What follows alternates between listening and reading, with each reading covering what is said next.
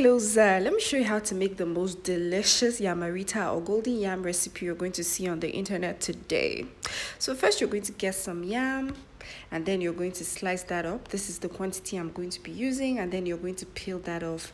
So I had used part of the yam previously, that's why the top part is dry. So you're going to carefully peel off the outer covering or the skin of the yam, and once you do that, you're going to slice it up into thin slices, but not too thin. Just make sure that it's thick enough to hold its own when you boil it, because we're going to boil it. And once you've done that, you're going to rinse it off, and then you're going to pour this into a clean pot.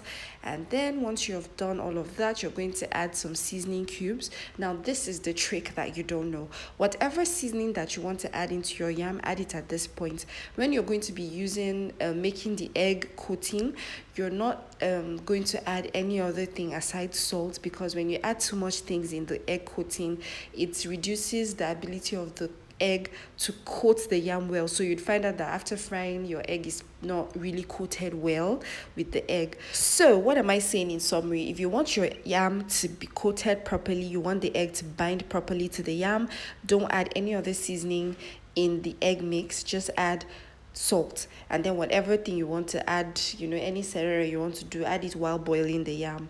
So we're going to be breaking some eggs in a bowl. You're going to add some bell peppers.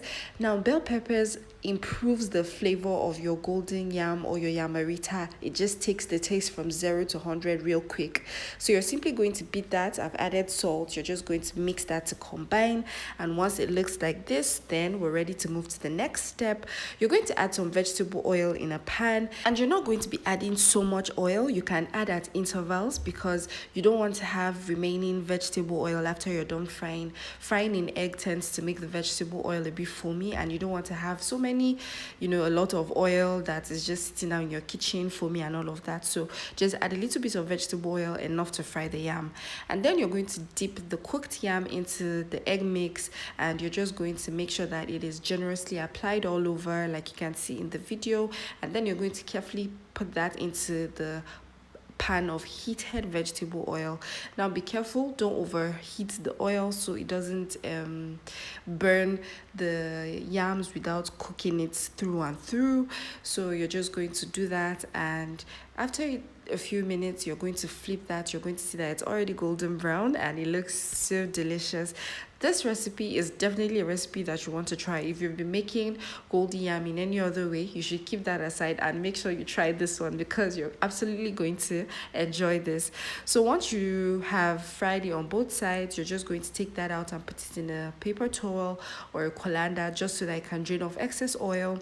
You're going to do that for this remaining yam pieces. You're going to repeat the process all over again until you've exhausted all of the yam and the egg mix. And once that is ready, you can serve and enjoy. I honestly don't want to assume that you've liked this video or dropped a comment or shared the video, so I'm going to tell you now. Please like the video if you haven't, subscribe if you haven't, share the video if you haven't, and if you have any questions that you'd have pertaining the recipe, just drop it in the comment section. I'll respond. Thank you so much for watching, and do check out the rest of our recipes that you're absolutely going to love. Thanks for watching, and I'll see you in my next post. Bye.